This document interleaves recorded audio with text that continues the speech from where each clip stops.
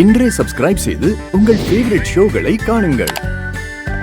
மாப்பிள, அந்த ஊர்ல உங்களை எல்லாருக்குமே தெரியும். ஆனா நீங்க தான் எங்க அம்மாவோட பேரங்கிறது சாமுண்டீஸ்வரிக்கோ சந்திராவுக்கோ தெரியாது.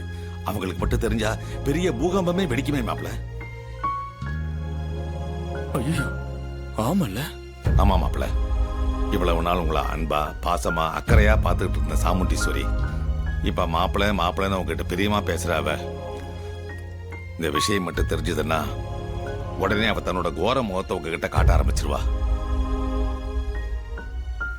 இப்ப வரைக்கும் ரேவதி மட்டும்தான் உங்களை வெறுத்துட்டு இருக்கா.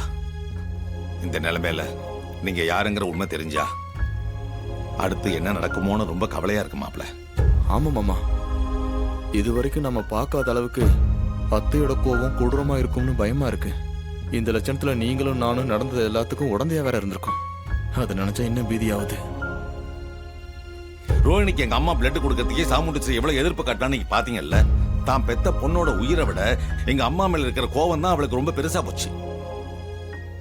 இப்படிப்பட்ட மைண்ட்ல இருக்கிற ஒருத்திக்கு நீங்க தான் எங்க அம்மாவோட பேரன்னு தெரிஞ்சா கூடவே இருந்து நாடகம் ஆடி துரோகம் பண்ணிட்டீங்கன்னு உங்களை கண்டபடி பேசுவா.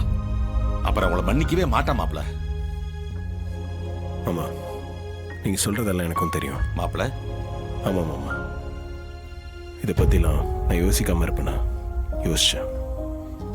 நீங்க நினைச்சு பயப்படுற மாதிரிலாம் எதுவுமே நடக்காது. நான் பாத்துக்கிறேன். என்ன மாப்பிள சொல்றீங்க? எப்படி சமாளிப்பீங்க? சொல்றேன் மாமா.